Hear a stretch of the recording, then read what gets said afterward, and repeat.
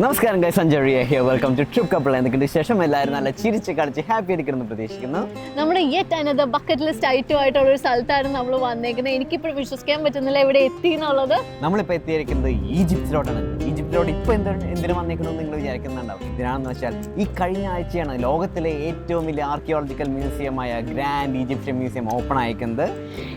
അത് ആദ്യമായിട്ട് കാണുന്ന കുറച്ച് കാണുകൾ ഇവിടെ കുറേ എക്സ്ക്ലൂസീവ് ആയിട്ടുള്ള ഡിസ്പ്ലേസും എക്സിബിറ്റ്സും ഒക്കെ ഉണ്ട്. അത് ഞങ്ങളുടെ ആയിരിക്കുന്നത് ഞങ്ങൾക്ക് ഭയങ്കര ആഗ്രഹം തോന്നി. കഴിഞ്ഞ ആഴ്ച പ്ലാൻ ചെയ്തു, മെനങ്ങാന്ന് ടിക്കറ്റ് എടുത്തു, ഇന്നലെ ഫ്ലൈറ്റ് കയറി ഇന്ന് ഇവിടെ എത്തുകയും ചെയ്തു. എല്ലാം വളരെ പെട്ടെന്നായിരുന്നു. അപ്പോൾ ഇന്നത്തെ വീഡിയോ നമ്മൾ കാണാൻ പോകുന്നത് ലോകത്തിലെ ഏറ്റവും വലിയ ആർക്കിയോളജിക്കൽ മ്യൂസിയമായ ഗ്രാൻഡ് ഈജിപ്ഷ്യൻ മ്യൂസിയം ജെമ്മിന്റെ കാഴ്ചകളാണ്. എല്ലാം പോയി നമുക്ക് അടിച്ചു പഠിക്കാനായിട്ട് വരാം. Let's go.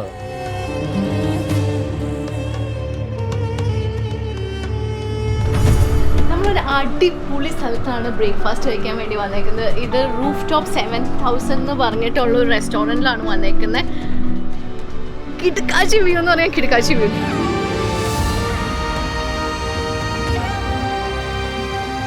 ഞാനൊന്ന് ഓടിപ്പോയി കണ്ടു വന്നതെന്ന് വെച്ചാൽ എനിക്ക് അത്രയും പേഷ്യൻസ് ഇല്ല വെയിറ്റ് ചെയ്യാനായിട്ട്.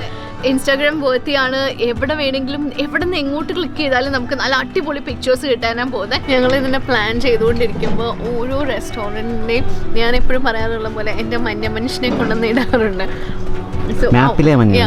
ഗൂഗിളിൽ മഞ്ഞ മനുഷ്യനെ കൊണ്ട് അവിടെ ഇവിടെയൊക്കെ ഇട്ട് കാണാറുണ്ട്. സോ എപ്പോഴും എന്താ പറയുന്നത്, നമ്മളിങ്ങനെ ഇന്നലെ വരെ എനിക്കെന്തോ ഇവിടെ വന്നിട്ടും എനിക്കത്രയും ബിലീവ് ചെയ്യാൻ പറ്റുന്നില്ല ഇവിടെ എത്തി എന്നുള്ളത്. ഇന്നലെ വരെ ഞങ്ങൾ ഇതിങ്ങനെ ഈ വ്യൂ ഇങ്ങനെ ടി വിയിൽ കുറേ പ്രാവശ്യം കണ്ടു, റീൽസിൽ കാണും, ഇൻസ്റ്റാഗ്രാമിൽ കാണും. ഇങ്ങനെ കണ്ട് കണ്ട് കണ്ട് പെട്ടെന്ന് ഇവിടെ വന്ന് ഇങ്ങനെ ഇരിക്കുമ്പോൾ എനിക്ക് സമയം വേണമെന്നാ തോന്നുന്നേ. Hi, what's your name? Walid. Walid? Okay. Are you from Giza or Cairo? In Giza. ഇന്ന് നമ്മളുടെ ഊബറിയാണ്. നമ്മൾ ഇപ്പോൾ നമ്മുടെ മ്യൂസിയമിലോട്ടാണ് പോകാൻ പോണേ. എന്നാ മ്യൂസിയമിൽ കുറച്ച് ആളുണ്ട് കാണാൻ. Good job. സോ ഞങ്ങൾ പറഞ്ഞില്ലേ, ഞങ്ങൾ ഫിഗർ ഔട്ട് ചെയ്തുകൊണ്ടിരിക്കുന്നേ ഉള്ളൂ ഈജിപ്തിലെ കാര്യങ്ങൾ. ഈജിപ്തിൽ എങ്ങനെയാണ് നമ്മൾ ഊബർ വിളിക്കുന്നത്, എങ്ങനെയാണ് അങ്ങനെയുള്ള കാര്യങ്ങളൊക്കെ. സോ ഞാൻ ഒരു ചെറിയ ടിപ്പ് പറഞ്ഞുതരാം. ഇവിടെ ഊബർ വിളിച്ച് കഴിയുമ്പോൾ അവർ നമ്മൾക്ക് മെസ്സേജ് ചെയ്ത് പറയും ഞങ്ങൾ കാർഡ് ആക്സെപ്റ്റ് ചെയ്യില്ല, അവർ ക്യാഷേ ആക്സെപ്റ്റ് ചെയ്യുള്ളൂ എന്ന് പറഞ്ഞിട്ട്. അപ്പോൾ കുറച്ച് ചില സമയത്ത് നമ്മൾ അങ്ങോട്ടും ഇങ്ങോട്ടും ചാറ്റും അങ്ങനെയുള്ള കാര്യങ്ങളൊക്കെ ആയി മാറാറുണ്ട്. അപ്പോൾ സഞ്ജു പുറത്തോട്ട് ഇറങ്ങി കഴിഞ്ഞപ്പോൾ ഒരു കുഞ്ഞു ചെക്കൻ ഒരു കടയിൽ നിന്ന് വന്നിട്ട് സഞ്ജുവിൻ്റെ അടുത്ത് സഞ്ജുവിനും കണ്ടതിനപ്പോൾ അയ്യോ ചെക്കൻ വർക്ക് ചെയ്യാറുണ്ട്, നിൻ്റെ കടയാണോ എന്നൊക്കെ ചോദിച്ച് വിശേഷമൊക്കെ ചോദിച്ച് മിണ്ട്. അപ്പോൾ അവനാണ് ഞങ്ങൾക്ക് ഈ സ്കാർഫൊക്കെ വിറ്റത്. അപ്പോൾ അവൻ പറഞ്ഞു എനിക്കറിയാവുന്നൊരു ചേട്ടനുണ്ട്, ആ ചേട്ടൻ വണ്ടി ഓടിക്കും, ആ ചേട്ടൻ നിങ്ങളെ കൊണ്ടുപോയിട്ട് തിരിച്ചും കൊണ്ടുവരും എന്നൊക്കെ പറഞ്ഞ് ഞങ്ങൾ നോക്കി കഴിഞ്ഞപ്പോൾ അധികം അങ്ങനെ റേറ്റും വരുന്നില്ല. അവർ സംസാരിക്കുന്നത് തന്നെ $US വെച്ചിട്ടാണ്. അപ്പം നമ്മളോട് ആദ്യം ഇങ്ങനെ പറയും ഈജിപ്ഷ്യൻ പൗണ്ട്സിൽ ഇത്രയാണ്. അത് ഞങ്ങളും കൺവേർട്ട് ചെയ്ത് നോക്കും, അവരും കൺവേർട്ട് ചെയ്ത് നോക്കും. ചെറുതായിട്ടൊന്നും അങ്ങോട്ടും ഇങ്ങോട്ടൊന്നും ബാർഗെയിൻ ചെയ്യും. പക്ഷേ ഈ കൊച്ചിൻ്റെ മോൻ കണ്ട് സഞ്ജു അധികം ഒന്നും ബാർഗെയിൻ ചെയ്യുന്നില്ല. അങ്ങനെ തന്നെ ഓക്കെ പറഞ്ഞ് ഞങ്ങളിപ്പോൾ ആ പുള്ളിയുടെ കൂടെ വന്നേക്കാണ്. ഇദ്ദേഹം ഇവിടെ ഗീസയിൽ തന്നെയാണ് താമസിക്കുന്നത്. ഗീസയിൽ ഒരു ബേബിയുണ്ട്, അടുത്ത ബേബി വരുന്നുമുണ്ട്. അങ്ങനെയൊക്കെ പറഞ്ഞ് ഭയങ്കര എക്സൈറ്റഡ് ആയിട്ട് അവരുടെ വിശേഷങ്ങളൊക്കെ ഞങ്ങളോട് പറയാം.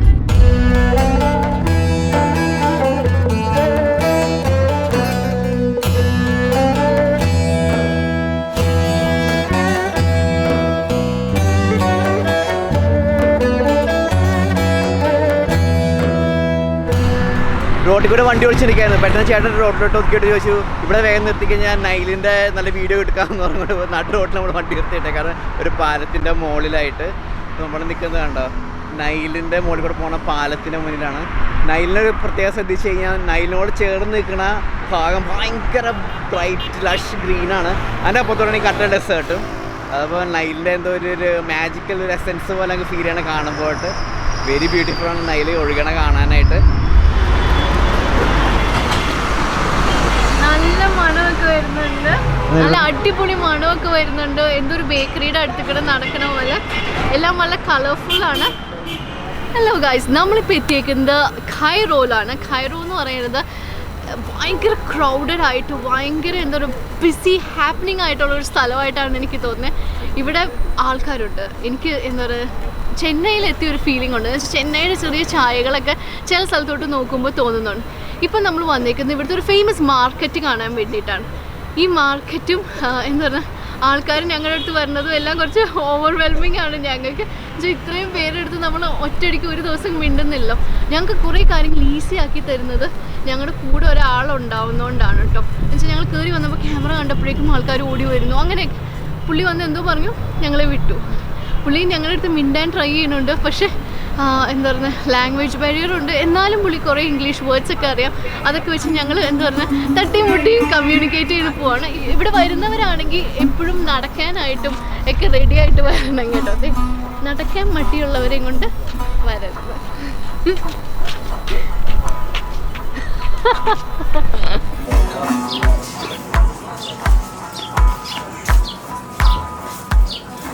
നമ്മളിപ്പോൾ മാർക്കറ്റിൽ കൂടെ നടന്നുകൊണ്ടിരിക്കുക കേട്ടോ. ഭയങ്കര ഭംഗി, രക്ഷയില്ല. എൻ്റെ വായൊക്കെ ഇടറിപ്പോണം ഭംഗിയായിട്ട് കണ്ടിട്ട്. നമ്മൾ പണ്ട് ദുബായിൽ പോയി കഴിഞ്ഞപ്പോൾ ഇതോട്ട് മാർക്കറ്റിൽ കൂടെ നമ്മൾ പോയിട്ടുണ്ട്.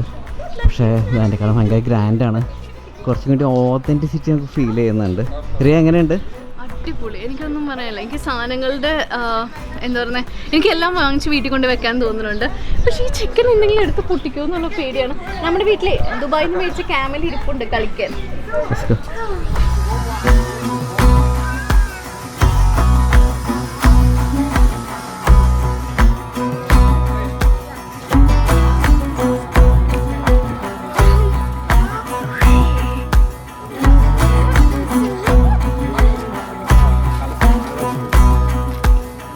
ചേട്ടൻ്റെ പിന്നാലെ ഞങ്ങൾ നടന്നുകൊണ്ടിരിക്കുകയാണ്.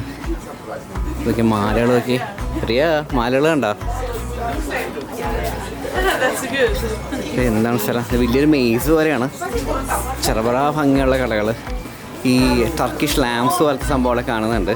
പക്ഷേ ഇത് ടർക്കിഷ് ലാംസ് അല്ല, ഇത് ഗോൾഡൻ ലാംസ്. പിന്നെ എന്നിട്ട് ലൈറ്റ് റിഫ്ലക്ട് ചെയ്തിട്ട് എന്ത് ഭംഗി. എല്ലാം സിനിമാറ്റിക് ഷോട്ട്സ് കിട്ടണം ബാക്ക് ലൈറ്റ് അടിച്ചിട്ട്. സോനി ഷോപ്സാണ് ഇവിടെ. വെക്കുവരും ഗൈഡഡ് ടൂർസ് വരുന്നുണ്ട്. കണ്ടോ, ഇവിടെ ക്രോക്കഡൈലിൻ്റെ ഒരു സ്കിന്ന്. ഓ സ്കേറി. എൻ്റെ പൊന്നോ, അടിപൊളി എക്സ്പീരിയൻസ് ആണ് ഈ മാർക്കറ്റിൽ കൂടെ നടക്കാനായിട്ട്. എന്താ പറയുന്നത്, എനിക്കെല്ലാം വാങ്ങാനാണ് തോന്നിക്കൊണ്ടിരുന്നത്. നമ്മുടെ വീട്ടിലോട്ട് കുറേ ഡെക്കോറുകൾ മേടിക്കാൻ പറ്റുന്ന ഒരു സ്ഥലം തന്നെയാണ്. പക്ഷെ നന്നായിട്ട് വില പേശണം എന്നുള്ള രീതിയിലാണ് ആൾക്കാർ പറയുന്നത്. ഞാൻ ചുമ്മാ വിലയൊക്കെ ചോദിക്കുമ്പോൾ എല്ലാത്തിനും 1000 ഈജിപ്ഷ്യൻ പൗണ്ടിൽ നിന്ന് സ്റ്റാർട്ട് ചെയ്യുന്നത് തന്നെ. പക്ഷേ ഇവിടെ എന്താ, നിങ്ങൾ ഫ്രിഡ്ജ് മാഗ്നറ്റ്സോ അല്ലെങ്കിൽ ഈജിപ്തിൽ വന്നു എന്ന് പറയാൻ വേണ്ടി മേടിക്കേണ്ട സാധനങ്ങളെല്ലാം തന്നെ ഇവിടെ മേടിക്കാൻ കിട്ടും.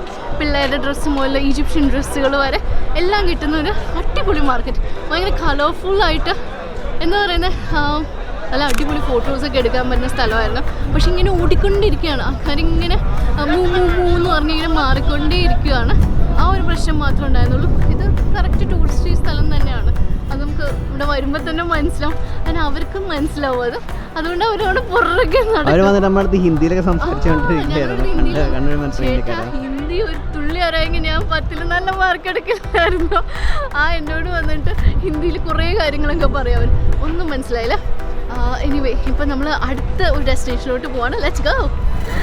ഈ വെയിലത്ത് ഞങ്ങൾക്ക് ഇതുവരെ ടയേർഡായിട്ടില്ല. ഇപ്പോൾ ടയേർഡായി, പക്ഷെ ഞങ്ങൾ ടയേർഡായിട്ടില്ല. ഉറക്കമൊന്നും കിട്ടിയിട്ടില്ല. എന്നാലും ഞങ്ങൾ ഇതേ മൂടി പൊതിച്ച് എത്തിയേക്കാണ്. ഇത് ഒറ്റ മലയാളം യൂട്യൂബ് ചാനലും വരാത്ത ഒരു കണ്ടന്റ് ആയിരിക്കും എന്നാണ് എനിക്ക് തോന്നുന്നത്. എന്ന് വെച്ചാൽ ഞങ്ങൾ എത്തിയേക്കുന്ന ന്യൂലി ഓപ്പൺഡ് ആയിട്ടുള്ള ഗ്രാൻഡ് ഈജിപ്ഷ്യൻ മ്യൂസിയത്തിലേക്കാണ്. ഇത് ഏകദേശം 20 വർഷമായിട്ട് $1 ബില്യൺ ചിലവാക്കി പണിയേക്കുന്ന ഒരു കിടുക്കൻ മ്യൂസിയമാണ്. ഇതിനെക്കുറിച്ച് മാത്രമാണ് കുറേ ദിവസങ്ങളായിട്ട് ഞാൻ കേട്ടുകൊണ്ടിരിക്കുന്നത്. ഇവിടെ കുറേ എന്താ പറയുക കാണണം എന്ന് ഞങ്ങൾ വിചാരിച്ചിരിക്കുന്നത്, പണ്ട് ബുക്കിൽ വായിച്ചതും അങ്ങനെ കുറേ മിസ്റ്റീരിയസ് ആയിട്ടുള്ള കാര്യങ്ങൾക്ക് എല്ലാത്തിനും നമുക്ക് ചിലപ്പോൾ ഒരു ആൻസർ കിട്ടുന്ന ഒരു മ്യൂസിയം ആയിരിക്കും ഇത്. Let's go. നമ്മൾ ടിക്കറ്റ്സ് എടുത്തു. ടിക്കറ്റ് 1450 ഈജിപ്ഷ്യൻ പൗണ്ട്സാണ് വില. നമ്മൾ അതർ നാഷണാലിറ്റിയുടെ പ്രൈസ് ലെവലിലാണ് ഞങ്ങൾക്ക് വന്നത്. സ്റ്റുഡൻസ് ആണെങ്കിൽ, നിങ്ങൾ സ്റ്റുഡൻസ് ആണെങ്കിൽ 25 വയസ്സിന് താഴെയാണെങ്കിൽ ഇതിൻ്റെ പാതി, പാതിയല്ല 950 ഈജിപ്ഷ്യൻ പൗണ്ട്സാണ്.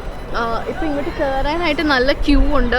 ഇവിടെ അല്ലാണ്ട് ഈജിപ്ഷ്യൻ നാഷണാലിറ്റിക്കാർക്ക് 150 പൗണ്ട്സേ ഉള്ളൂ. അങ്ങനെ അപ്പോൾ അവർ പുറത്ത് നിൽപ്പുണ്ട്. അവരിങ്ങനെ കടത്തി വിടൽ അവർ റെസ്ട്രിക്റ്റ് ചെയ്തുകൊണ്ടിരിക്കുക. എന്ന് വെച്ചാൽ പുറത്തുള്ളവരെ കയറ്റി വിടുന്ന പോലെ. അപ്പോൾ ഞങ്ങൾ രണ്ടുപേരെയും കണ്ടു കഴിഞ്ഞപ്പോൾ ഉള്ളോട്ട് വാന്നും പറഞ്ഞ് ഞങ്ങളെ കയറ്റി വിട്ടു.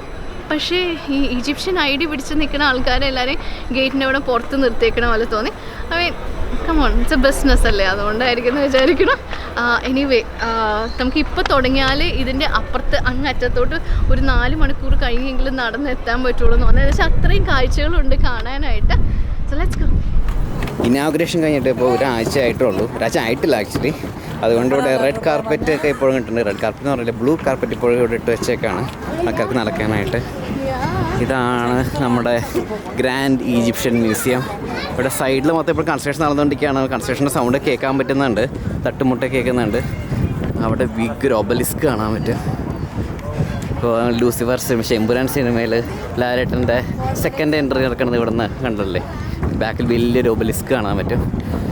ന്യൂയോർക്കിലുണ്ട് ക്ലിയോപാട്ര സ്പിൻ എന്ന് പറഞ്ഞിട്ട് ഒരു സംഭവം.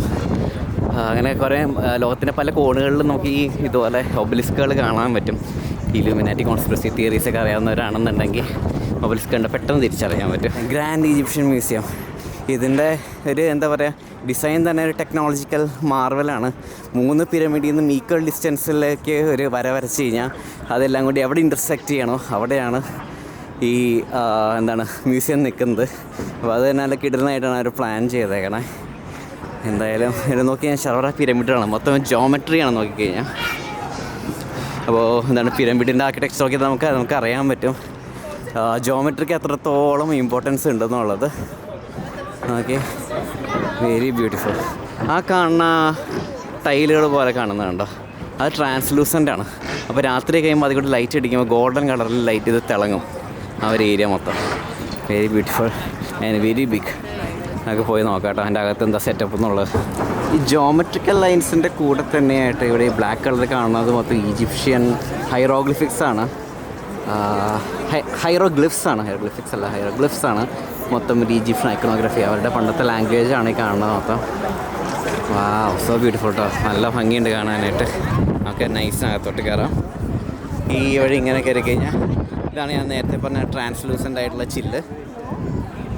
ഇതിങ്ങനെ കണ്ടു കിടക്കുമ്പോൾ എൻ്റെ പൊന്നോ എന്താ എൻ്റെ അകത്ത് കാണുന്നത്, unbelievable.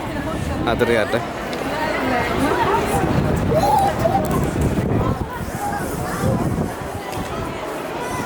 This is quite phenomenal.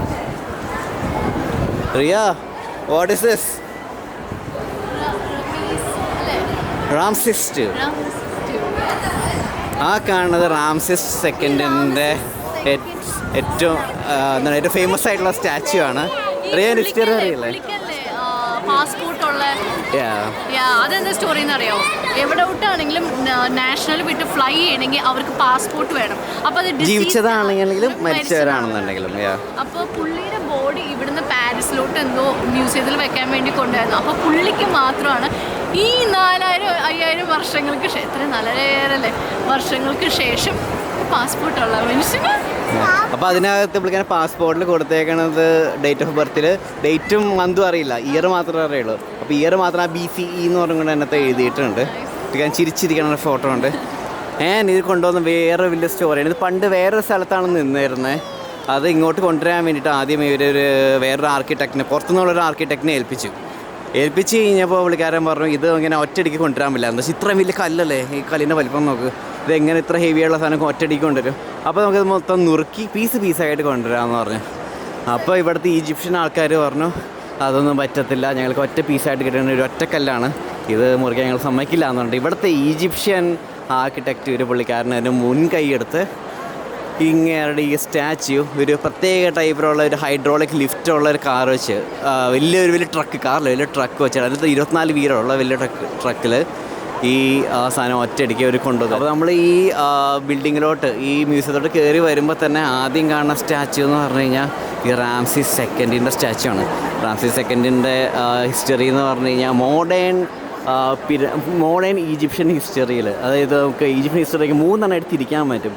Ancient ആയിട്ടുള്ളതും ഓൾഡ് ഹിസ്റ്ററിയും പിന്നെ മിഡിൽ ഹിസ്റ്ററി ഉണ്ട്, അതുപോലെ തന്നെ മോഡേൺ സിവിലൈസേഷനുണ്ട്. അതിൽ മോഡേൺ സിവിലൈസേഷനിൽ തുത്തൻഖാമിനൊക്കെ ഫേമസ് ആണെങ്കിലും അതിനേക്കാളും ഏറ്റവും കൂടുതൽ ഈജിപ്ഷ്യൻ സിവിലൈസേഷനിലോട്ട് ഏറ്റവും കൂടുതൽ സംഭാവന നൽകിയേക്കണ ഒരു രാജാവാണ് റാംസീസ് സെക്കൻഡ്. അപ്പം അങ്ങനത്തെ സ്റ്റാച്യു ആണ് ഈ കാണുന്നത്. So grand. കയറി വരുമ്പോൾ തന്നെ ആ ഗ്രാൻഡ്നെസ് നമ്മൾ കാണിച്ച് കൊതിപ്പിക്കാൻ വേണ്ടിയിട്ടുള്ള സെറ്റപ്പാണത്. ഭയങ്കര ഭംഗിയാട്ടോ, ഭയങ്കര ഒരു അറിഞ്ഞിട്ട പേരാണ് ഗ്രാൻഡ് ഈജിപ്ഷ്യൻ മ്യൂസിയം എന്നുള്ളത്. ഇപ്പോൾ നമ്മൾ ആ വഴിയാണ് കയറി വന്നത്. അപ്പോൾ ഇതാ കാണുന്നതാണ് റാംസീസിൻ്റെ ആ സ്റ്റാച്യു. അപ്പോൾ ഇങ്ങോട്ട് നോക്കി കഴിഞ്ഞാൽ ഇങ്ങനെ പല പല പല സ്റ്റേഴ്സ് പോലെ കാണാൻ പറ്റും. ഇപ്പോൾ നമ്മൾ പിന്നീട് പോണ ഹാഷത്പുത്തിൻ്റെ ഒരു ടൂമ്പുണ്ട്, ഒരു ക്വീനിൻ്റെ. എനിക്ക് തോന്നുന്നു അതിൻ്റെ സ്ട്രക്ചറിൽ ഇത് ഉണ്ടാക്കിയേക്കണമെന്ന് തോന്നുന്നു. അതിൽ ഇങ്ങനെ 3 നിര സ്റ്റെയറുകളാണ്. അപ്പോൾ നമ്മൾ അങ്ങോട്ട് ചെന്ന് കഴിഞ്ഞാൽ കണ്ടോ പിന്നെ റാമ്പുണ്ട്. റാമ്പിൽ നിന്ന് കഴിഞ്ഞാൽ നമുക്ക് വായിച്ച് ഇങ്ങനെ പോവാം.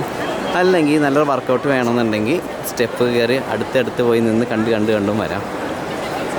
നമുക്കൊന്നും ഇവിടെ എക്സ്പ്ലോർ ചെയ്ത് നോക്കാം കേട്ടോ എന്താ സെറ്റപ്പ് എന്നുള്ളത്. ലെറ്റ്സ് ഇവിടെ നിന്ന് തന്നെ സ്റ്റാർട്ട് ചെയ്യാം. ഇതൊരു മിഡിൽ കിങ്ഡം രാജാവിൻ്റെ പ്രതിമയാണ് കേട്ടോ അത്.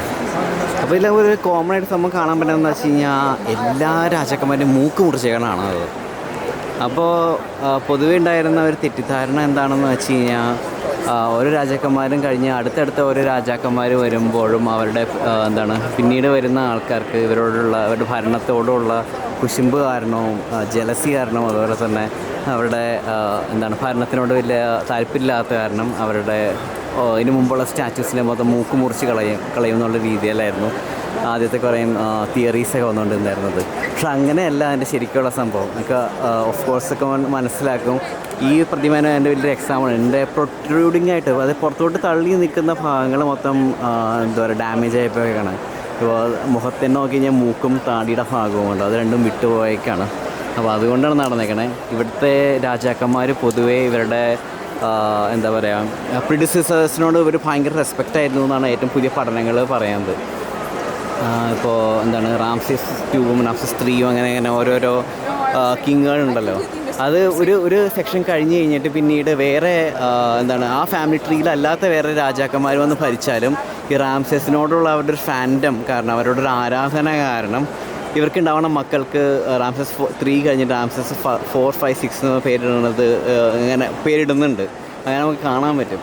അപ്പോൾ ഇവർക്ക് ഒരു മുൻപുള്ള വലിയ രാജാക്കന്മാരോട് ഭയങ്കര ഒരു അഭിമാനമായിരുന്നു. അപ്പോൾ നമ്മൾ ഇതുപോലെ നേരത്തെ മൂക്ക് മുറിച്ച് കളയണമെന്നുള്ള രീതിയിലുള്ള ഒരു തിയറി അതോടുകൂടി തെറ്റാണെന്ന് പ്രൂവ് ചെയ്തു അവർ. ഇപ്പോൾ എല്ലാ ഫറോകളുടെയും നോക്കുകയാണെങ്കിൽ ആർക്കും മൂക്കില്ല. അതൊരു ഫണ്ണി ആയിട്ടുള്ള തിങ്ങാണ്. പക്ഷേ എന്ത് രസമായിട്ടാണ് അവർ ബിൽഡ് ചെയ്തേക്കണത് നോക്ക്. ഇതിൻ്റെ സൈസ് എന്തോരാന്നാണ് അതിൻ്റെ. ഒരു ചേട്ടനവിടെ ഇരിക്കണുണ്ടോ, ആ ചേട്ടനെ വെച്ച് നമുക്ക് സൈസ് മനസ്സിലാവും. So beautiful. ഇദ്ദേഹത്തിനെ കണ്ടോ? സാധാരണ കാണുന്ന എല്ലാ സ്റ്റാച്യൂവിനേക്കാളും കുറച്ചും കൂടി മാസ്കുലിൻ ഫിഗറൊക്കെ ഉള്ള ഒരാളാണ് ഇങ്ങേര് ഈ കാണുന്ന മനുഷ്യൻ. താടിയൊക്കെ കുറച്ചും കൂടി ജോലൈനൊക്കെ കുറച്ച് ഷാർപ്പാണ്, മൂക്കൊക്കെ കുറച്ച് ഷാർപ്പാണ്, ചുണ്ട് കുറച്ചും കൂടി ഷാർപ്പാണ്. ഇങ്ങയുടെ പേര് അഖ്നാറ്റൻ എന്നാണ്. നിങ്ങൾക്ക് എല്ലാവർക്കും അറിയാവുന്ന തൂത്തൻഖാമൻ ഉണ്ടല്ലോ, തൂത്തൻഖാമൻ്റെ ഡാഡിയാണ് അഖ്നാറ്റൻ എന്ന് പറഞ്ഞ ഈ രാജാവ്. പുള്ളിക്കാരൻ ഭയങ്കര റെവല്യൂഷണറി ആയിട്ടുള്ളൊരു മനുഷ്യനായിരുന്നു. റെവല്യൂഷണറി മാത്രമല്ല ഹിസ്റ്ററി എടുത്തു കഴിഞ്ഞാൽ കുറച്ച് ഒരു പ്രശ്നക്കാരൻ, കുറച്ച് സൈക്കോ ആയിട്ടുള്ള ആളാണെന്ന് വേണമെങ്കിൽ പറയാം നമുക്ക്.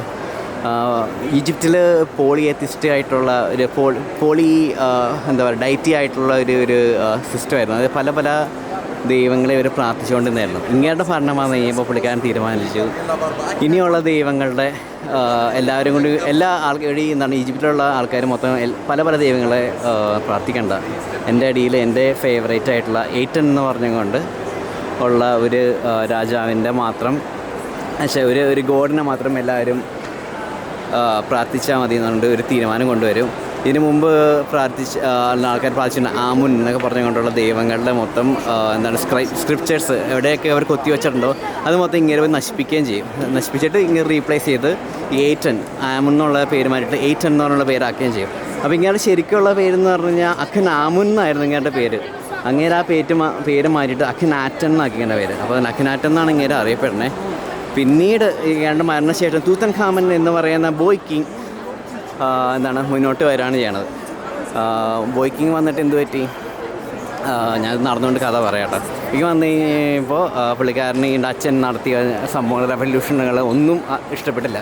പുള്ളിക്കാരൻ എന്ത് ചെയ്തു, അങ്ങനെ ആരും ഒറ്റ ദൈവത്തിനായിട്ട് പ്രാർത്ഥിക്കണ്ട, പഴയ പോലെ പല ദൈവങ്ങളെയും എല്ലാവരും ഇഷ്ടമുള്ള ദൈവത്തിനെ പ്രാർത്ഥിച്ച് ജീവിക്കട്ടെ എന്ന് പുള്ളിക്കാരൻ തീരുമാനിക്കുകയും ചെയ്തു. അപ്പോൾ ഈ അഖ്നാറ്റൻ എൻ്റെ മോന് പേരിട്ടത് തൂത്തൻ ആറ്റൻ എന്നാണ് പേരിട്ടത്. അപ്പോൾ എന്ത് പറ്റി, പുള്ളിക്കാരന് ഇതുപോലെ പല ദൈവങ്ങളുടെ പ്രാർത്ഥിക്കണം എന്നുള്ള റൂളും കൊണ്ടുവന്നു. അതിൻ്റെ ഒപ്പം തന്നെ പുള്ളിക്കാരൻ്റെ പേര് മാറ്റി തൂത്തൻ ആറ്റൻ എന്ന പേര് മാറ്റിയിട്ട് തൂത്തൻ ഖാമുൻ എന്ന പേരിടാൻ വേണ്ടി ചെയ്തു.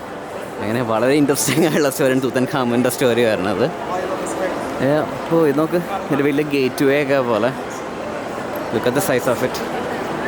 അമ്മ, എന്തുകൊണ്ടാണ് തൂത്തൻ ഖാമൻ ഇത്ര ഫേമസ് ആയെന്ന് അറിയാമോ? അപ്പോൾ ഈജിപ്ഷ്യൻ ഫറവോ എന്ന് പറഞ്ഞാൽ ആകെപ്പാട് അറിയാവുന്നൊരു പേര് തന്നെ തൂത്തൻ ഖാമൻ്റെ പേരാണ്. പക്ഷേ പുള്ളിക്കാരൻ അത്ര എന്താ പറയുക, ഇമ്പോർട്ടൻ്റ് ആയിട്ടുള്ള ഈജിപ്ഷ്യൻ ഹിസ്റ്ററി എടുത്ത് നോക്കിയാൽ അത്ര ഇമ്പോർട്ടൻ്റ് ആയിട്ടുള്ള ഒരു ഫറവോ ആയിരുന്നില്ല. അതിനേക്കാളും മുൻപ് വന്ന ഇവിടുത്തെ ഏറ്റവും വലിയ പിരമിഡ് പണിത ഖൂഫു, പുള്ളിയുടെ ഡാഡി ആയിരുന്ന ഖാഫ്രെ, അങ്ങനെ പല പല പിരമിഡ്സ് നമുക്ക് കാണാൻ പറ്റുന്നുണ്ട്. പിന്നെ അതിന് മുമ്പ് സക്കാറ ബിൽഡ് ചെയ്ത ആൾ സ്നെഫറു എന്ന് പറഞ്ഞൊരു പുള്ളിയുണ്ട്, അങ്ങനെയുണ്ട്. പിന്നെ പിന്നീട് വന്ന റാംസിസ് 2 ഉണ്ട്, ക്ലിയോപാട്രയൊക്കെ ഒരുപാട് ലേറ്റസ്റ്റ്. ക്ലിയോപാട്ര നമുക്ക് ഈജിപ്ഷ്യൻ ആളെന്ന് പറയാൻ പറ്റില്ല, ഗ്രീക്ക് ആയിരുന്നു ക്ലിയോപാട്ര. അപ്പോൾ അങ്ങനെ ഇഷ്ടംപോലെ ഫറവോസ് വേറെ ഉണ്ടായിട്ടുണ്ടെങ്കിലും തൂത്തൻ ഖാമൻ മാത്രം ആണ് എല്ലാവരുടെയും പേര് കൊണ്ട് അറിയപ്പെടുന്നത്. അത് എന്തുകൊണ്ടാണെന്ന് വെച്ചാൽ മൊണാലിസയുടെ പിക്ചർ ഹിറ്റായ പോലെ തന്നെ, ഹിസ്റ്ററി ഹിറ്റായ പോലത്തെ തന്നെ ഒരു വിയേഡായിട്ടുള്ള സ്റ്റോറിയാണ് അതിന് പിന്നിലായിട്ട്. 1922 ഹോവാർഡ് കാർട്ടർ എന്ന് പറഞ്ഞൊരു ആൾ ഇവിടെ വന്ന് എക്സ്കവേറ്റ് ചെയ്ത് കഴിഞ്ഞപ്പോൾ തൂത്തൻ ഖാമൻ എന്ന് പറഞ്ഞൊരു പ്രിൻസിൻ്റെ, ഒരു ബോയ് പ്രിൻസിൻ്റെ ടൂംബ്, ഒരു ശവകല്ലറ, ഒരു സർക്കോഫാഗസ് അവർക്ക് എന്താ പറയുക ഇൻടാക്റ്റായിട്ട് കിട്ടി. ഒരു പൊടി പോലും തട്ടാൻ, ഒരു പോറ് പോലും പറ്റാണ്. മണ്ണിൻ്റെ അടി കിടക്കായിരുന്നു. അപ്പോൾ അത് മണ്ണിൻ്റെ അടി തന്നെ കിടക്കാനും ഭയങ്കര പ്യുവറായിട്ട് അവരുടെ ഗോൾഡൻ ആയുള്ള സർക്കോഫാഗസ് ഭയങ്കര ക്ലീനായിട്ട് ഒരു പ്രശ്നവും പറ്റാത്ത രീതിയിൽ അവർക്ക് കിട്ടി. അപ്പോൾ അതുകൊണ്ട് തന്നെ അത് അന്നത്തെ 1922 സമയത്ത് അത് ഭയങ്കരമായിട്ട് ന്യൂസിൽ സ്പ്രെഡായി. പിന്നെ അതിൻ്റെ പിന്നാലെ തന്നെ കുറേ കോൺസ്പിറസി തിയറീസും സംഭവമൊക്കെ ഉണ്ടായിരുന്നു. ഇത് ടച്ച് ചെയ്തേക്കുന്ന ആൾക്കാരും ഇതിലോട്ട് എക്സ്പോസ് ചെയ്യപ്പെടുന്ന ആൾക്കാർ മൊത്തം ദുർമരണം സംഭവിക്കണമെന്ന് പറഞ്ഞുകൊണ്ട് സ്റ്റോറി ഉണ്ടായിരുന്നു. അപ്പോൾ ഞാനും ആദ്യമായിട്ട് ഈജിപ്ഷ്യൻ ഹിസ്റ്ററി, എനിക്ക് തോന്നുന്നു ഞാൻ 7-ലും 8-ലും എന്തോ പഠിക്കുമ്പോഴാണ് എൻ്റെ കയ്യിൽ നിഗൂഢ സത്യങ്ങൾ എന്ന് പറഞ്ഞൊരു ബുക്ക് കിട്ടി നാട്ടിലുള്ളപ്പോൾ. അപ്പോൾ അതിനകത്താണ് ഈ പിരമിഡിലെ തൂത്തൻ ഖാമൻ എന്ന് പറഞ്ഞ സ്റ്റോറി ഞാൻ ആദ്യമായിട്ട് കേൾക്കണത്. അപ്പോൾ പണ്ട് ആ സമയത്തൊക്കെ എല്ലാവരും ബാലരമ വായിച്ചുകൊണ്ടിരിക്കും. ഞാൻ ബാലരമയുടെ ഒപ്പം തന്നെ വായിച്ചുകൊണ്ടിരുന്നത് ഈജിപ്ഷ്യൻ ഹിസ്റ്ററിയെ കുറിച്ചുള്ള സംഭവങ്ങളായിരുന്നു. എൻ്റെ കയ്യിലൊരു നോട്ട് ബുക്ക് ഉണ്ടായിരുന്നു. നോട്ട് ബുക്കിൽ അന്ന് ഈ സ്നെഫറുവിൻ്റെയും അതുപോലെ തന്നെ ഈ തൂത്തൻ ഖാമുൻ്റെയും ഒക്കെ ഈ സർക്കോഫാഗസിൻ്റെയും അവരുടെ മാസ്ക് ഉണ്ടല്ലോ, ഫേമസ് ഉള്ള മാസ്ക്, നെഫർട്ടിറ്റിയുടെ തല, അതിൻ്റെയൊക്കെ പിക്ചേഴ്സ് ഞാൻ എവിടെയാണ് നമുക്ക് ഒട്ടിച്ച് വെച്ചായിരുന്നു 7-ലും 8-ലൊക്കെ പഠിക്കുമ്പോൾ. അതൊരു ഡ്രീം കം ട്രൂ ആയിട്ടുള്ള ഒരു സംഭവമാണ്. അപ്പോൾ അങ്ങനെയാണ് ഈ എന്താണ് പറഞ്ഞ് ഞാൻ സബ്ജക്റ്റ് മാറിപ്പോയി. ഇപ്പോൾ തൂത്തൻ ഖാമൻ എന്ന് പറഞ്ഞു കഴിഞ്ഞാൽ അങ്ങനെ പുള്ളിക്കാരൻ്റെ ഒരു പ്രശസ്തമായ പുള്ളിക്കാരൻ്റെ ഒരു ഭരണം കാരണമല്ല പുള്ളിക്കാരൻ ഫേമസ് ആയത്. പുള്ളിക്കാരൻ്റെ അത്രയും വലിയൊരു ടൂംബ് നമുക്ക് പിന്നീട് നമ്മുടെ മോഡേൺ ഏജിൽ നമുക്ക് ക്ലീനായിട്ട് കിട്ടിയെന്നുള്ളതും പിന്നെ അതിന് പിന്നീട് ഇങ്ങനെ കുറേ കോൺസ്പിറസി തിയറീസും കാരണമാണ് പുള്ളിക്കാരൻ ഇത്ര ഫേമസ് ആയത്. അതുകൊണ്ട് തന്നെ ഈ ഗ്രാൻഡ് ഈജിപ്ഷ്യൻ മ്യൂസിയത്തിൽ ഏറ്റവും കൂടുതൽ ആൾക്കാർ കാണാൻ വരുന്നതും തൂത്തൻ ഖാമൻ്റെ എക്സിബിറ്റ് കാണാൻ വേണ്ടിയിട്ടാണ്. അതെന്തായാലും നമുക്ക് എവിടെയാണെന്ന് പോയി കണ്ടുപിടിക്കാം, അത് പോയി കാണാം നമുക്ക്. ഓക്കെ, അപ്പോഴേക്കും നമുക്ക് ബാക്കിയുള്ള കാര്യങ്ങളൊക്കെ പോയി നമുക്ക് എക്സ്പ്ലോർ ചെയ്യാം. Let's go.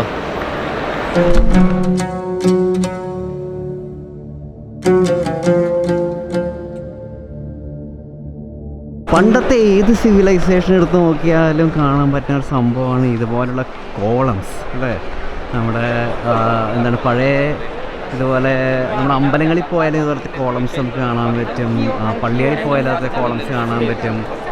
ഈ സമയത്ത് തന്നെയുള്ള മെസൊപ്പൊട്ടേമിയൻ അസിറിയൻ സിവിലൈസേഷൻ നോക്കിയാൽ ഇതുപോലത്തെ കോളംസ് നമുക്ക് കാണാൻ പറ്റും. എന്ത് ഭംഗിയായിട്ട് കൊത്തുപണിയെന്ന് നോക്കി. ഇത് സാധാരണ മറ്റിടത്ത് കാണുന്ന പോലെയല്ല, കുറച്ചും കൂടി ഡീപ്പായിട്ടാണ് ഇവർ മൊത്തം ചെയ്തേക്കുന്നത്.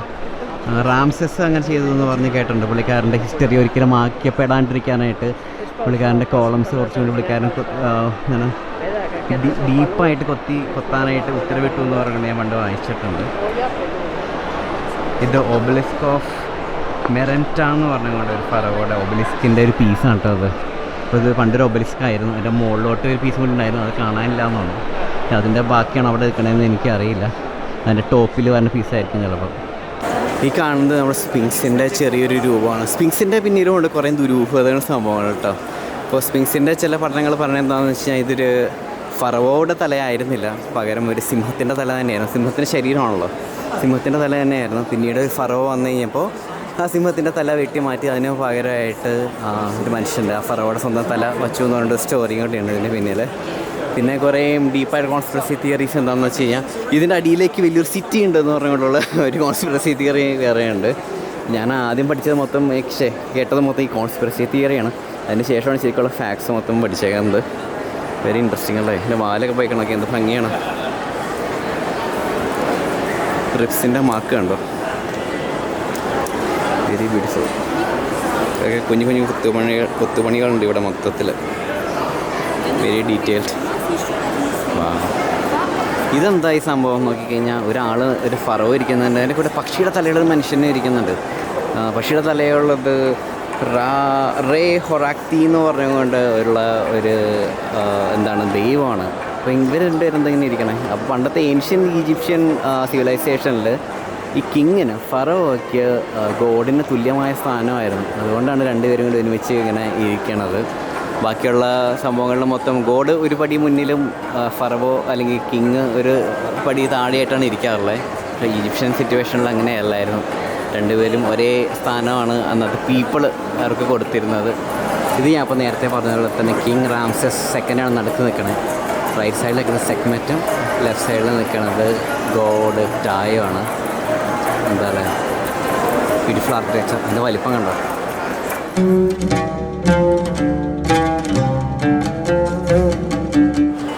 ഇതെന്ത് ഭംഗിയുള്ള സർക്കോഫാഗസ് ആണെന്ന് നോക്കി. എൻ്റെ പൊന്നെ കൊത്തുപണികൾ നോക്കുക. അതിനകത്ത് very detailed and very beautiful.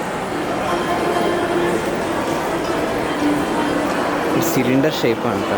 All the way down ആയിരുന്നു. അവിടെ നിന്ന് സ്റ്റെപ്പ് കയറി നമ്മളിവിടെ നിന്ന് എത്തിയിട്ടോ. എത്തിയിട്ട് നമ്മൾ കാണാനുള്ള കാഴ്ച എന്താണെന്നറിയാം. അത് റെഡി. ഇങ്ങനെ നടന്ന് പുറത്തേക്ക് വരുമ്പോൾ എന്താ കാണണേ അവിടെ? എന്താ കാണണേ അവിടെ? The most beautiful Khafre pyramid. എന്താ ഭംഗിയല്ലേ? ഓക്കെ, ഇതെല്ലാം കാണണം ഒരു ആഗ്രഹമായിട്ട് ഒരുത്തൻ്റെ കൂടെ വന്നായിരുന്നു. അദ്ദേഹമാണ് ഈ തോടത്തി കിടന്നുള്ളത്. ഒന്നും കണ്ടിട്ടില്ല. കയറി വന്നപ്പോൾ റാംസസിൻ്റെ സ്റ്റാച്ചു മാത്രം കണ്ടു. അവിടെ ഫുഡ് ഓർഡർ ചെയ്യാൻ വേണ്ടിയിട്ട് ഇരുന്നു. ഫുഡും കഴിച്ചില്ല. അറിയാം ബാക്കിൽ റാമ്പ് അവസാനിക്കാട്ടോ. നമ്മൾ അടുത്ത് കാണാൻ പോകുന്നത് മെയിൻ ഗാലറീസ് കാണാൻ വേണ്ടിയിട്ടാണ്. ഇവിടെയാണ് തൂത്തൻഖാമൻ്റെ ബസ്റ്റൊക്കെ ഉള്ളതെന്നാണോ, മാസ്കൊക്കെ ഇരിക്കണമെന്നാണോ. നമുക്ക് പോയി നോക്കാം എന്തായാലും. Let's go. ഒരു നദി എങ്ങനെയാണ് ഹ്യൂമൻ കൈൻഡിനെ തന്നെ മാറ്റിമറിക്കുന്ന ഒരു സിവിലൈസേഷനെ ഉണ്ടാക്കിയെന്നുള്ളൊരു കഥയാണ് ഈ ഈജിപ്ഷ്യൻ്റെ എല്ലാ സ്റ്റോറീസും സ്റ്റാർട്ട് ചെയ്യുന്നത് നൈലിൽ നിന്ന് മാത്രമാണ്. സോ നൈലിനെ ഇവർ പഠിച്ച് ആ നൈലിൻ്റെ ക്യാരക്ടറിസ്റ്റിക്സിലാണ് ഇവർ വളർന്നേക്കുന്നത്. അത് ഫ്ലഡാവും, ഫ്ലഡ് കുറയും, ആ ഫ്ലഡിനെ എങ്ങനെ മെഷർ ചെയ്യും, അങ്ങനെ അവർ ആ നേച്ചറിനെ കണ്ട് ആ നേച്ചറിൽ നിന്നാണ് അവർ വളർന്നേക്കുന്നത്. ആ ഫ്ലഡ് വരുമ്പോഴാണ് അവർ സീസൺസ് വരുന്നത്. അതിൽ നിന്ന് അവർ കലണ്ടറിലോട്ട് എത്തുന്നു. ഇങ്ങനെ എല്ലാത്തിനും അവർക്ക് റീസണിങ്ങും ഉണ്ട്. അത് ലോജിക്കലായിട്ടുള്ള റീസണിങ് ആണ്. അങ്ങനെ എങ്ങനെയെങ്കിലും അത് നൈലിലോട്ട് വന്ന് കണക്ട് ചെയ്യുക ചെയ്യണം. നൈൽ ആക്ച്വലി ഈ സഹാറ മരുഭൂമിയിലെ ഒരു ഗ്രീൻ റിബണിനെ പോലെയാണ്. ഇത് സ്റ്റാർട്ട് ചെയ്തിട്ട് എൻഡ് ചെയ്യുന്നത് നമുക്കിങ്ങനെ അതിൽ കൂടെ വളർന്നു വന്നേക്കണ കുറേ കാര്യങ്ങളും ജനറേഷൻസും സിവിലൈസേഷൻസും എന്ന് പറയുന്ന കുറേ കൾച്ചേഴ്സും ഉണ്ട്. സോ അതിനെക്കുറിച്ചുള്ള എല്ലാ എക്സിബിഷൻസും കാര്യങ്ങളും ഒക്കെ ഇതിന് ചുറ്റുമുണ്ട്. ഇതിങ്ങനെ എന്താ പറയുക, ഒരു ഇൻട്രാക്റ്റീവ് ആയിട്ടുള്ളൊരു എക്സിബിഷനാണ് ഇവിടെ വെച്ചേക്കുന്നത്. നല്ല ഇൻട്രസ്റ്റിംഗ് ആണ് കേട്ടോ. ഇത്രയും നേരം നമ്മൾ കണ്ടത് കരിങ്കല്ല് പോലത്തെ കല്ലുകളും ഒക്കെ ആയിരുന്നു. ഇതിപ്പോൾ ട്രാവർട്ടീൻ വച്ചുണ്ടാക്കിയേക്കണ സ്പെഷ്യലായിട്ടുള്ള സംഭവമാണ്. ഇത് മൊത്തം കിട്ടിയത് തൂത്തൻഖാമൻ്റെ ടൂമിൽ നിന്നാണ് കേട്ടോ. എന്താ ഭംഗി, എന്ത് രസമെന്നൊക്കെ കാണാനായിട്ട്. ബാക്കി ഉണ്ടായിരുന്ന പല പല എന്താണ് മെറ്റീരിയൽസിൻ്റെ സാധനങ്ങളൊക്കെ ഉണ്ടായിരുന്നു ഇവിടെ. പെയിൻറ്റിങ്സും കുറേ സംഭവങ്ങളൊക്കെ ഉണ്ടായിരുന്നു. അത് മൊത്തം തകർന്നു പോയി. അവശേഷിക്കുന്നത് മാത്രമാണ് ഇതൊക്കെ.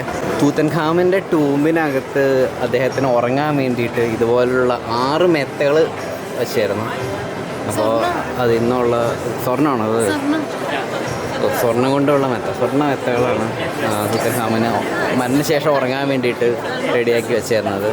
ഇതെന്താ കാണുക, Chalisa lions head rest. Head rest, തല റെസ്റ്റ് ചെയ്യാൻ വേണ്ടിയിട്ടുള്ളത്. ഈ ലാമ്പും ഒക്കെ എൻ്റെ ദൈവം. അതിൻ്റെ അകത്ത് ലൈറ്റ് ഇട്ടൊക്കെ നമ്മൾ ട്രാൻസ്ലൂസൻ്റ് ആയിട്ട് ഫറോയെ നമുക്ക് എൻ്റെ അത് ഉള്ളിൽ കൂടെ കാണാൻ പറ്റും. നമ്മൾ തൂത്തൻഖാമനെ തേടിയുള്ള യാത്രയിലാട്ടോ ഈ നടക്കണത് മൊത്തം. തൂത്തൻഖാമനെ ടൂമ്പിൽ നിന്ന് കണ്ട് വരുന്ന സംഭവങ്ങളാണ് ഈ നമ്മൾ മൊത്തം കണ്ട് ഇങ്ങനെ നടക്കുന്നത്. ഇതെന്താണ്, ഗ്ലൗസ് ആൻഡ് സോക്സ് ആണ് കാണുന്നതൊക്കെ. ഒക്കെ അതിന് കുറച്ച് കോട്ടൊക്കെ തട്ടിയിട്ടുണ്ട്. ഗ്ലൗസ് ഒക്കെ കണ്ടോ പണ്ടത്തെ. ഇത് തൂത്തൻഖാമൻ്റെ ടൂമിനകത്ത് വച്ചിരുന്ന 3 ഷ്രൈൻസ് ആണ്. ഇതിൻ്റെ ഫങ്ഷൻ എന്താണെന്ന് വെച്ച് കഴിഞ്ഞാൽ എനിക്ക് പ്രത്യേകിച്ച് അറിയില്ല.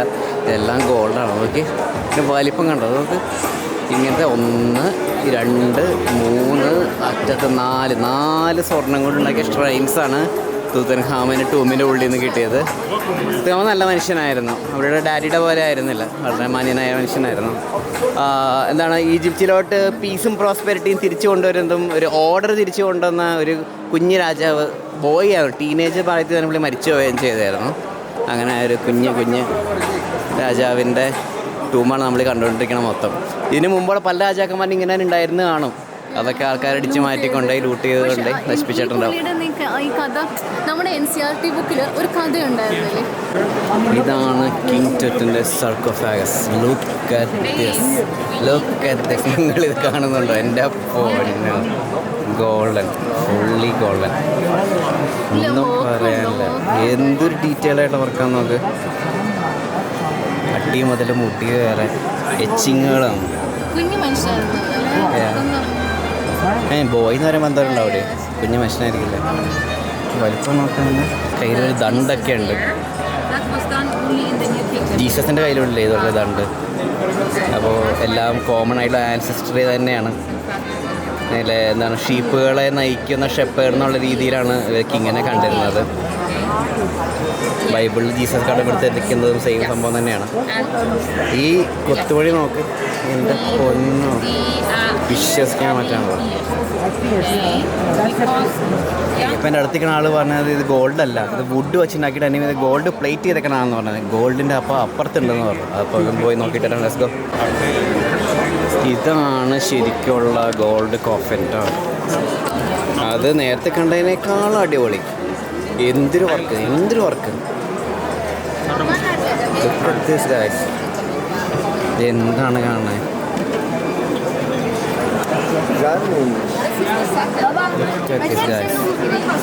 വിശ്വസിക്കാൻ പറ്റണ്ടല്ലോ കാണുന്നത്. എനിക്ക് വിശ്വസിക്കാൻ പറ്റുള്ളൂ. ഈ വർക്ക് നോക്ക്, കൊത്തുപണി നോക്കുന്നത് എന്ത് ഡീറ്റെയിലിംഗ് ആണത്. അദ്ദേഹം പരിശീലിക്കുന്നത് 9 വയസ്സ് മുതൽ 19 വയസ്സ് വരെയാണ്. 10 വർഷം കൊണ്ടാണ് പുള്ളിക്കാരൻ ഇത്ര ഫേമസ് ആയി. ഈ വർക്കൊക്കെ കാണുന്നുണ്ടോ?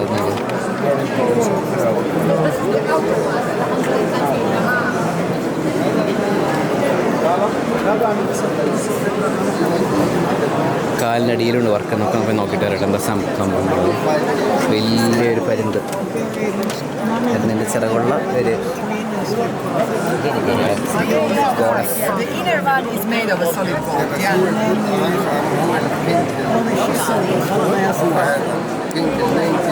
നാട്ടിലെ അമ്പലങ്ങളിലൊക്കെ കാണുന്ന ടൈപ്പ് പല്ലൊക്കെ ഉണ്ടല്ലോ, അതിന് കാളയൊക്കെ വെച്ചുകൊണ്ട് പോകാനാണല്ലേ. ഇവിടെ ഡോഗിൻ്റെ ഒരു ഗോഡാണ്, അനുബിസ് എന്നാണ് ഈ ഗോഡിൻ്റെ പേര്. അപ്പോൾ ഇവരുടെ ഈ മമ്മിഫിക്കേഷൻ പ്രോസസ്സൊക്കെ നടക്കുമ്പോൾ ഈ ഗോഡിൻ്റെ മാസ്ക് ഇട്ടുകൊണ്ടാണ് ഇവർ ഈ മമ്മിഫിക്കേഷൻ പ്രോസസ്സ് നടത്തുന്നത്. അപ്പോൾ ഇതുപോലെ നിങ്ങൾ പല ഇതുപോലെ മമ്മി സിനിമയിലൊക്കെ കണ്ടിട്ടുണ്ടാവും, ഇങ്ങനെ ഇവർ വരുമ്പോൾ തലയിൽ ഡോഗിൻ്റെ മാസ്ക് ഇട്ട ടൈപ്പ് പ്രീസ്റ്റുകൾ വരുന്നത്. അത് അനുബിസ് എന്ന് പറഞ്ഞ ഗോഡിനെ പ്രതിനിധീകരിച്ചുകൊണ്ട് ഉള്ളതാണത്. കാണുന്നത് മറ്റൊരു ഷ്രൈനാണ്. അതിൻ്റെ മുകളിൽ നോക്കിക്കഴിഞ്ഞാൽ കുറേ കോബ്രാസ് ഉണ്ട്, കണ്ടോ? കുറേ കിങ് കോബ്രാസ് പത്തി വിടർത്തി നിൽക്കുന്നുണ്ട്. ഇത് ടച്ച് ചെയ്യാണ്ടിരിക്കാൻ വേണ്ടിയിട്ട്. ഇതൊക്കെ കണ്ടിട്ടായിരിക്കും ശാപമുള്ള കല്ലറയാണെന്നൊക്കെ പറഞ്ഞുകൊണ്ട് അറിയപ്പെട്ടായിരുന്നേ. ഇത് താഴെ പ്രൊട്ടക്ട് ചെയ്യാൻ ഐസിസ് പോലുള്ള പല ദേവതകളും ചുറ്റും നിൽക്കുന്നുണ്ട്. ഇതും വലിയൊരു ഷ്രൈനാണ്. ഇതിന്മേൽ കൊത്തുപണിയുണ്ട്. ഇതിന്മേണ്ട് കോബ്രയുടെ മുകളിൽ ഒരു ലെയറും ഉണ്ട്, താഴെ ഒരു ലെയറും ഉണ്ട് കോബ്ര. ഇവരുടെ എല്ലാവരും തലയൊരു ഡിസ്ക് കാണാൻ പറ്റും. ഇവരുടെ ഈജിപ്ഷ്യൻ മിത്തോളജിയിലുള്ള ഒരു ദൈവമാണ് എയ്റ്റൻ എന്ന് പറഞ്ഞൊരു ദൈവത്തിനെയാണ് അവരതിലൂടെ പ്രതിനിധീകരിച്ചിരിക്കുന്നത്. അതൊക്കെയാണ് കാണാം. അപ്പുറം സൈഡിലോട്ട് പോകാം.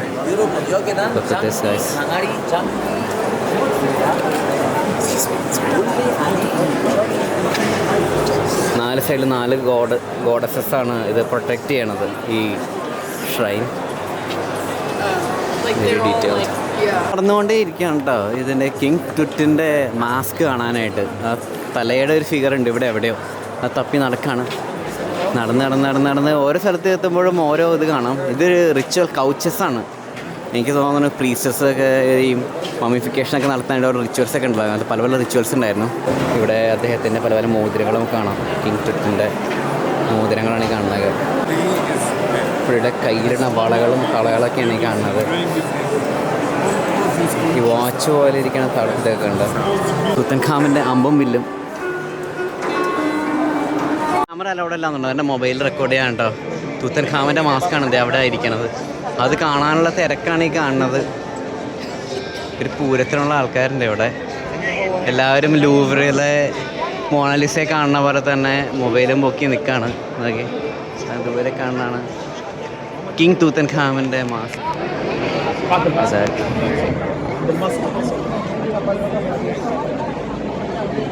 എന്താണ് ഗ്രാൻഡ് സാധനം. സുന്ദരനായിരുന്നു കേട്ടോ.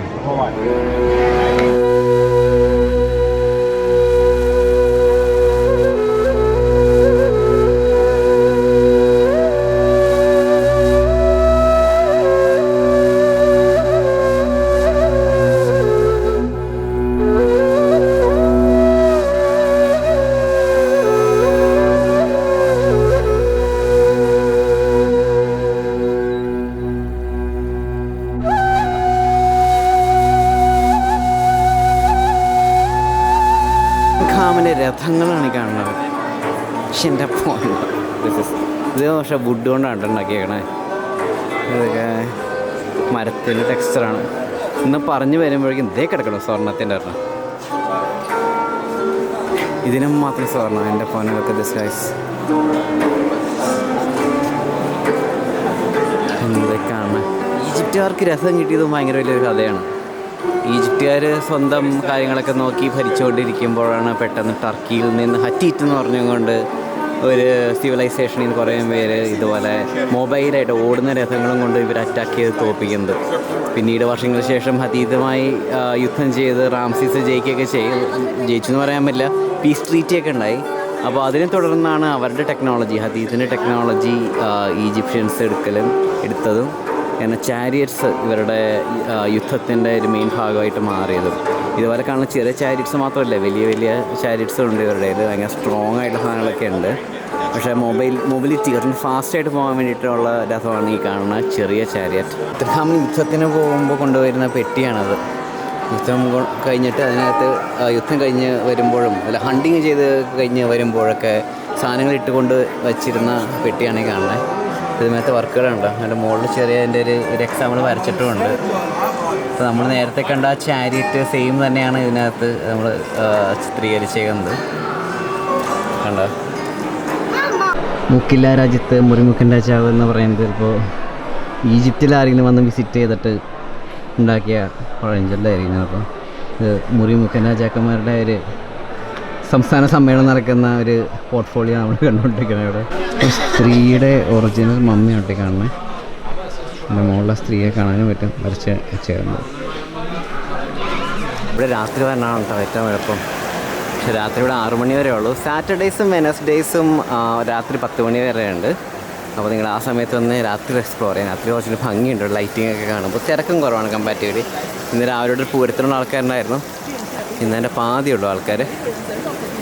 ഞാൻ വന്നപ്പോൾ പറഞ്ഞായിരുന്നല്ലോ ആ കാണുന്ന ലൈറ്റ് ട്രാൻസ്ലൂസൻ്റായിട്ട് തിളങ്ങും എന്നുള്ളത്. അതാണ് അവിടെ കാണുന്നത്. പുറത്തിറങ്ങുമ്പോൾ ഭയങ്കര ഭംഗിയായിരിക്കും. രാത്രി എന്താണ് ലുക്ക്! ഇതെന്താണത്, വേറെ ലെവൽ. അങ്ങനെ നമ്മൾ ഗ്രേറ്റ് ഈജിപ്ഷ്യൻ മ്യൂസിയം കണ്ടിറങ്ങിയപ്പോഴേക്കും ഇവിടെ സൺസെറ്റായി. കണ്ടോ, നല്ല ഇരുട്ടുണ്ട്. പക്ഷേ ലൈറ്റിങ്ങൊക്കെ അടിപൊളിയല്ലേ. ഒരു സിനിമയൊക്കെ ഷൂട്ട് ചെയ്യാൻ പറ്റുന്ന നല്ല ഡിഫ്യൂസ്ഡ് കൈൻഡ് ഓഫ് ലൈറ്റിംഗ് ആണ്. അവിടെ നിന്ന് ഇറങ്ങിയിട്ട് നമ്മൾ നേരെ എൻ്റെ പുറത്തോട്ട് ഇറങ്ങുമ്പോഴത്തേനും വേറൊരു കുഞ്ഞു മ്യൂസിയം ഉണ്ട്. അത് വെച്ച് കമ്പയർ ചെയ്യുമ്പോൾ കുഞ്ഞു മ്യൂസിയം, പക്ഷേ ഇത് ജൈജാൻറ്റിക് മ്യൂസിയം തന്നെയാണ്. ഇത് ഖൂഫുവിൻ്റെ ബോട്ട് മ്യൂസിയമാണ്. ഖൂഫു ആരാന്ന് വെച്ച് കഴിഞ്ഞാൽ ഇവിടുത്തെ ഒരു കിങ് ആൻഡ് പണ്ടത്തെ ഫറവായിരുന്നു. ഇവിടുത്തെ ഗ്രേറ്റ് പിരമിഡ് ഉണ്ടല്ലോ, ആ പിരമിഡ് ഖൂഫുവിൻ്റെ പിരമിഡാണ്, ഖൂഫുവിൻ്റെ ടൂമ്പാണ്. അപ്പോൾ അദ്ദേഹത്തിൻ്റെ വലിയൊരു ബോട്ട് ഉണ്ട് ഇതിനകത്ത്. അത് പോയി നമുക്ക് കണ്ടിട്ട് വരാം. Let's go. അപ്പോൾ ഈ കാണുന്നതാണ് ഖൂഫുവിൻ്റെ ബോട്ട്. ഇതിന് ബോട്ട് എന്ന് എന്തിനു വിളിക്കണം എനിക്ക് മനസ്സിലാണ്. ഇതിന് കപ്പലിൽ നിന്നാണ് വിളിക്കേണ്ടത്. ആ കാലത്ത്, അതായത് 5000 വർഷങ്ങൾക്ക് മുമ്പ് ഇമാരി വലിപ്പത്തുള്ള സാധനം ഉണ്ടാക്കുന്നുണ്ടെങ്കിൽ സമ്മതിക്കണം. അന്നത്തെ സീഫെയറേഴ്സിൻ്റെ ഒക്കെ സ്റ്റോറീസൊക്കെ വേറെ ലെവലായിരിക്കും. ലേറ്റർ ഡൗൺ ദ ലൈൻ കടൽ കടന്ന് വന്ന കുറേ ആൾക്കാരെ, അപ്പർ മെഡിറ്ററേനിയൻ കടൽ കടന്ന് വന്ന കുറേ ആൾക്കാരെ, കുറേ ഫറവോസ് തോപ്പിച്ച കഥകളൊക്കെ ഉണ്ട്. ഭയങ്കര ഇൻട്രസ്റ്റിംഗ് ആണ്. പക്ഷേ ഇതൊക്കെ അതിനും 2000 വർഷങ്ങൾക്ക് മുമ്പുള്ള ബോട്ടാണ് ഇതൊക്കെ കേട്ടോ. എൻ്റെ പൊന്നെ, നോക്കിയത് എന്തേ കാണണേ, വലിപ്പം കണ്ടോ എൻ്റെ പങ്കായത്തിൻ്റെ വലിപ്പം കണ്ടോ, എൻ്റെ കുഞ്ഞിക്കൈ.